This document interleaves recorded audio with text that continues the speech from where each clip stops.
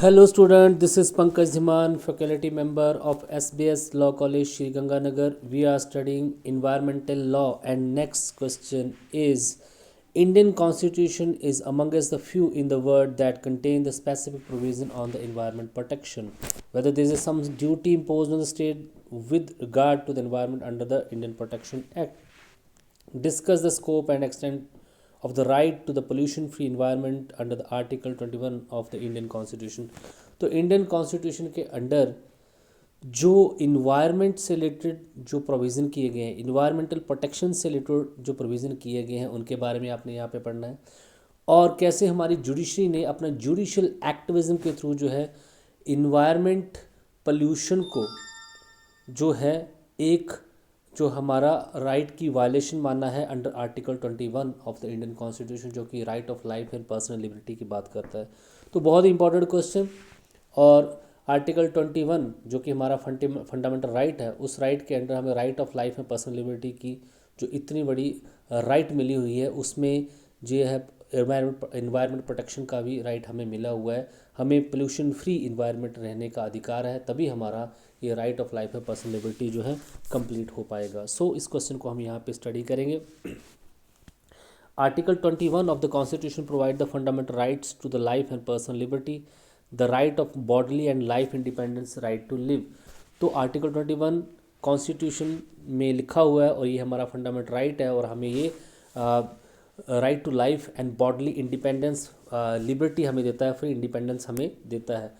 Kharga Singh versus state of Uttar Pradesh बहुत ही important case, बहुत ही एक लैंडमार्क जजमेंट सुप्रीम कोर्ट ने दी थी 1963 में कि जीने का अधिकार का मतलब एनिमल की तरह जीना नहीं है। The right of a life does not mean living like animal but living with dignity. तो सम्मान के साथ जीना जिंदगी होती है, which include the right to life free, right to environmental free of pollution also. और इसमें जो है आपका साफ़ जो वातावरण का जो राइट है ये भी आता है, पोल्यूशन फ्री इन्वायरमेंट भी आता है। अगर आपको जो है आपका जो इन्वायरमेंट जो आपके सराउंडिंग है अगर वो पोल्यूटेड है, तो आपको डिफरेंट काइंड की डिजीज़ हो सकती हैं, बीमारियां लग सकती हैं, आपकी लाइफ अनहेल्दी हो सकती है।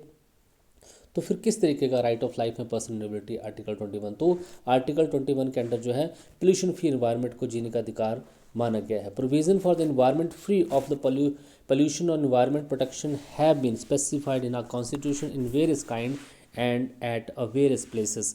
तो इन्वायरमेंट फ्री और पोल्यूशन फ्री इन्वायरमेंट जो है उसके बारे में कॉन्स्टिट्यूशन में स्पेसिफिकली 3-4 ओकेजन ऐसी आती हैं, यहाँ पे स्पेशली मेंशन कर रखा है। और इंडियन कॉन्स्टिट्यूशन एक ऐसा कॉन्स्टिट्यूशन है जिसमें स्पेसिफिकली इन्वायरमेंट प्रोटेक्शन के बारे में बात कर रखी है। बड़े कम ऐसे आपको कॉन्स्टिट्यूशन मिलेंगे जहाँ पे इस तरीके की बात है। तो देखिए, the right of pollution free environment is a fundamental right. तो आर्टिकल 21 के under right to pollution free environment जो हमारा आर्टिकल 21 के अंडर एक फंडामेंटल राइट माना गया है। The protection and improvement of the environment is duty of the state. Article 48A जो कि हम डायरेक्टिव ऑफ द स्टेट के बारे में बात करते हैं, वहाँ पे भी ये स्टेट की ड्यूटी बता रखी है कि उसकी ये जिम्मेवारी होगी, ड्यूटी होगी कि वो इन्वायरमेंट को प्रोटेक्ट और इम्प्रूव करे। The protecting the nature environmental is a fundamental duty of a person. इसके अलावा इन्वायरमेंट की प्रोटेक्शन जो है उसकी जो नेचुरल इन्वायरमेंट की जो प्रोटेक्शन है वो हमारी एक ड्यूटी भी है, और ड्यूटी जो है हमारे आर्टिकल 51A में जो है जोड़ी गई हैं। तो इस तरीके से वन बाय वन इन सभी राइट्स को हम यहाँ पे पढ़ने की कोशिश करते हैं। तो right to pollution free environment is a fundamental right. हालांकि फ्री पोल्यूशन फ्री इन्वायरमेंट जो है डायरेक्टली आर्टिकल 21 में नहीं लिख रखा, लेकिन वेरियस जुडिशियल जजमेंट के थ्रू सुप्रीम कोर्ट और हाई कोर्ट ने बोला है कि it's a part of the article 21 और ये हमारा एक फंडामेंटल राइट है। As we have seen in above paragraph that the article 21 of the constitution provides a fundamental right to the life and personal liberty to each person. The right to pollution free environment has not specifically been mentioned. हालांकि right of pollution free environment specifically mention नहीं है article 21 में, वहाँ पे तो सिर्फ ये लिख रखा है राइट ऑफ लाइफ और पर्सनल लिबर्टी, लेकिन इसकी एक्सपेंशन बड़ी ज़्यादा है। But as soon as the right to life is taken in the sense of the life of dignity and well being. हालांकि जब राइट ऑफ लाइफ की हम बात करते हैं तो उसका मतलब क्या होता है, जब उसको एक डिग्निटी, एक सम्मान के साथ जीना होता है। The right to pollution free environment is being considered as a included in it. तो फ्री इन्वायरमेंट का, पोल्यूशन फ्री इन्वायरमेंट जो राइट है ये इसमें इंक्लूड है। The court have also defined it as a fundamental right in their judicial decision. और court ने जो है इसको अपना एक फंडामेंटल राइट जो है हमारा माना है थ्रू जुडिशियल डिसीजन।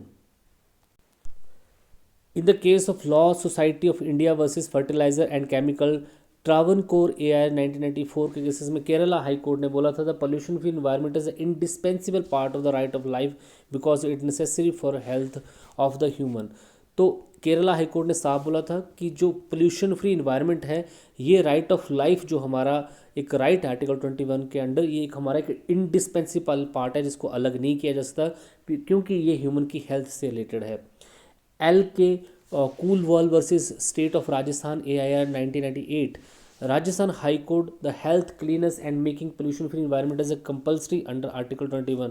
तो आर्टिकल 21 के under health cleanliness and making pollution free environment जो है कंपल्सरी माना गया है। MC मेहता वर्सेस कमलनाथ का केस है AIR 2000 सुप्रीम कोर्ट का। देखिए बड़े सारे केसेस आपको MC मेहता के जो मिलेंगे। MC मेहता एक बहुत ही बड़े इन्वायरमेंटलिस्ट थे, उनको जो है इन्वायरमेंट से बड़ा प्यार था। तो जहाँ पे भी उनको ऐसा लगता था कि हमारे इन्वायरमेंट को पोल्यूटेड किया जा रहा है तो वो PIL लगा के सुप्रीम जो है वहाँ पे उसको चैलेंज जरूर करा करते थे।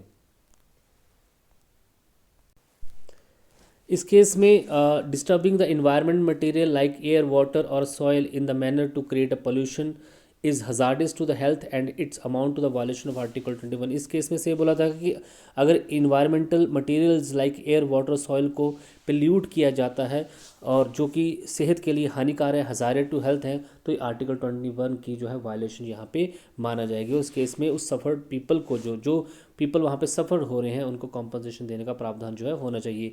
Free legal aid sale services वसी NCT दिल्ली का केस है। Delhi high court held restrictions upon noise pollution are proper under article 21 being hazardous to the health।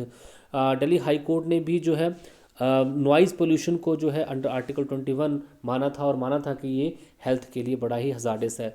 When the vehicular pollution smoke cause bad effect on the human health in the national capital region Delhi, then in the case of MC Mehta versus Union of India AIR 2000 Supreme Court case है, Supreme Court while imposing the complete restriction on the vehicle causing pollution in Delhi arrange NCG vehicles। तो supreme court ने यहाँ पे complete ban लगाया था जो vehicle है जो पोल्यूशन क्रिएट करते हैं और जो CNG व्हीकल CNG जो व्हीकल होते हैं उनकी अरेंज करने के लिए यहाँ पे बोला गया था।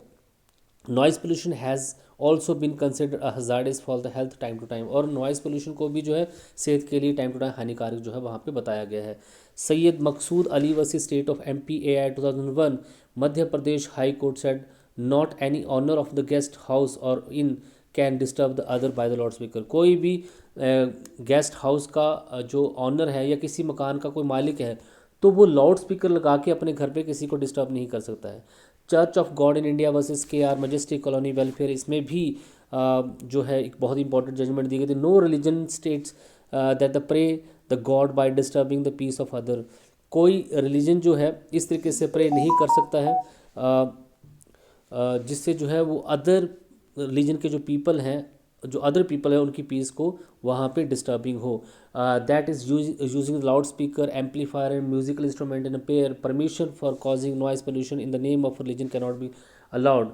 तो परमिशन जो है नॉइज़ पोल्यूशन करने के लिए नहीं दी, धर्म के नाम पे नॉइज़ पोल्यूशन क्रिएट करने की आज़ादी जहाँ पे नहीं दी जाएगी। Sawla and the associates versus NCT Delhi AIR 2003 in this case there was a shop of motor mechanic near the office of an advocate. Denting, painting and the maintenance of vehicle was done by the mechanic and it caused great noise and created great disturbance to the advocate.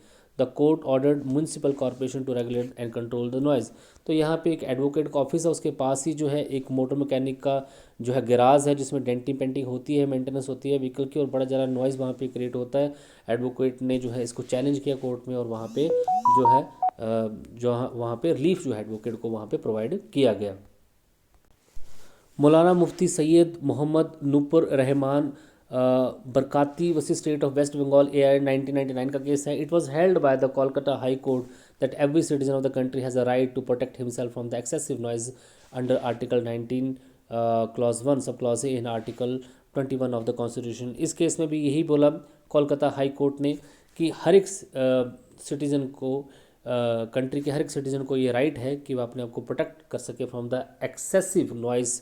और ये जो है आपके article 19 clause 1 sub clause A और article 21 की violation होगी अगर ऐसा करने दिया जाता है तो। Raj Minal versus state of Gujarat AI 2012 का केस है। It has been held by the high court of the Gujarat that the right to life included the right to enjoyment of pollution free water and air also. तो इस case में साफ बोला गया high court Gujarat high court के through जो है right of life जो आपका ये राइट है जीने का अधिकार में इंक्लूड है आपका ये राइट भी आप पोल्यूशन फ्री वाटर और एयर भी इसको भी इंजॉय कर सकें। Thus it is clear from the above decision that the pollution free environment has become fundamental right under article 21। now this right is cannot be neglected। तो इन सभी decision ये clear होता है कि पोल्यूशन फ्री इन्वायरमेंट जो है ये हमारा फंडामेंटल राइट है और अंडर आर्टिकल 21 है। मैंने पहले बताया को आर्टिकल 21 में सिर्फ राइट टू लाइफ में पर्सनल लिबर्टी का राइट है, लेकिन वेरियस जुडिशियल डिसीजन में जो है right to pollution free environment को भी आर्टिकल 21 का ही एक पार्ट जो है माना गया है। नेक्स्ट आपके पास यहाँ पे environment protection of improvement is a duty of the state. तो जो हमारे डायरेक्टिव ऑफ द स्टेट है वहाँ पे जो आपका आर्टिकल 48A है वहाँ पे ये स्टेट की ड्यूटी है कि वो इन्वायरमेंट को प्रोटेक्ट करे उसको इम्प्रूव करे। Section 4 of the constitution describe the directive of the state. Section नहीं होगा यहाँ पे पार्ट 4 होगा, इसको ठीक कर लेना part 4। Part 4 of the Constitution describe the directive principle of the state policy। These directive principles of the state policy impose some duty upon state for social and economic justice, safety and welfare। Article 48A provide about the environment protection। Article 48A says that the state will endeavor to safeguard wild animal and to protect the improve the environment of the country। तो state की ये duty होगी, state ये कोशिश करेगा कि वो wild animals life को प्रोटेक्ट कर सके, वाइल्ड को प्रोटेक्ट कर सके और जो कंट्री का इन्वायरमेंट है उसको प्रोटेक्ट और इम्प्रूव कर सके। दस article 48A imposes 2 duties on the state. तो आर्टिकल 48 जो है डायरेक्टिव ऑफ द स्टेट का आर्टिकल 48A जो है ये स्टेट पे 2 ड्यूटी इम्पोज करता है। पहली duty to protect the improve environment की इन्वायरमेंट को प्रोटेक्ट करना और इम्प्रूव करना ये स्टेट की जिम्मेवारी होगी। Duty to protect safeguard the wild animal and forest. और दूसरी ड्यूटी क्या होगी कि हमारे जो जंगल हैं और जो हमारी वाइल्ड एनिमल्स लाइफ है उसको भी प्रोटेक्ट करना जो है स्टेट की जिम्मेवारी होगी। It is the duty of the state that it should take necessary step for the environment protection in environment। State is not bound to enforce directives of state because these are not enforceable by law। ये आप सभी को पता है कि जो directives of the state हैं ये enforceable by court नहीं है। Even though no welfare state can neglect them because these have the power of the public। हालांकि कोई भी जो कल्याणकारी राज्य है अब इनको neglect नहीं कर सकता क्योंकि इनमें जनता की पावर है। With the pass of time now they are being recognized at par the with of the fundamental right. जैसे जैसे टाइम गुजरता गया है ये जो हमारे राइट है इनको as a fundamental right accept कर लिया गया है। तो it is a duty of the state to protect and improve the environment and to safeguard the wild animals and the forest. In the case of Indian Council for the Inquiry Legal Action versus Union of India AI 1986 Supreme Court decided that now time has come that the government administration and the voluntary organization should take step in the direction। तो इस case में यही supreme court ने बोला था कि अब ये टाइम आ गया है कि गवर्नमेंट एडमिनिस्ट्रेशन जो है प्रशासन जो है वॉलंटरी ऑर्गेनाइजेशन जो NGO हैं वो स्टेप लें टूवर्ड दिस डायरेक्शन की इन्वायरमेंट को कैसे प्रोटेक्ट करना है from the pollution.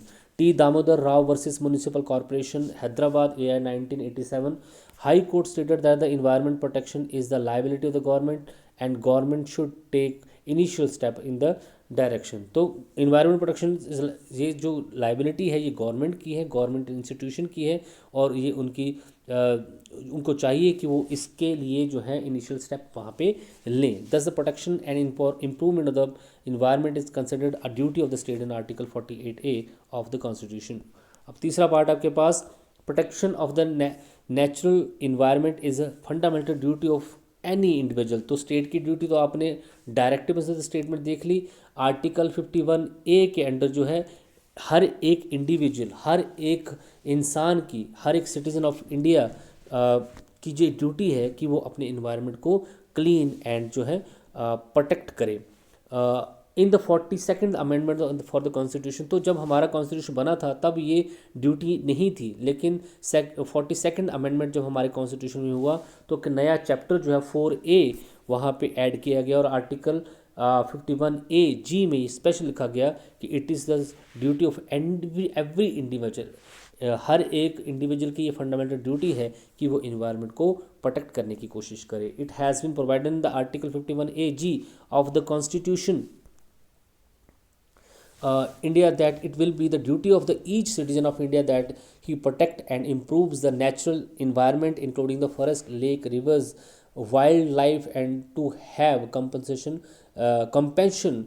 for living creature।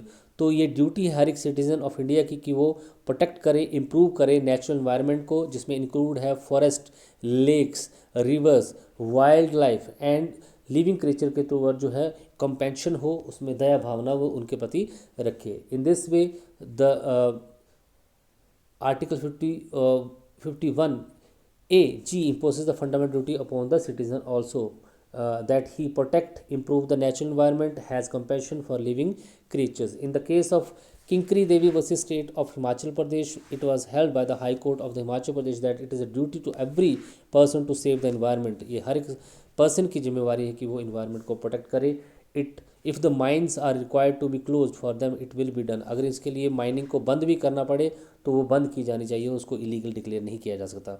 MC Mehta versus union of India 1988 supreme court का केस है। It has been held by the supreme court that it is a duty of the central government that the direction be issued for the educating environment protection for the 1 hour per week in the education institution of the country। तो इस case में यही बोला गया, supreme court ने ये duty यहाँ पे दी सेंट्रल गवर्नमेंट को कि, और डायरेक्शन यहाँ पे दी कि वो डायरेक्ट करे हर एक एजुकेशन इंस्टीट्यूशन को कि एटलीस्ट 1 आवर पर वीक जो है वहाँ पे जो है एजुकेशन इन्वायरमेंट से रिलेटेड एजुकेशन जो हर एक इंस्टीट्यूशन में वहाँ पे दी जाए। तो ये जो है हमारे कॉन्स्टिट्यूशन में प्रोविज़न है। Thank you so much.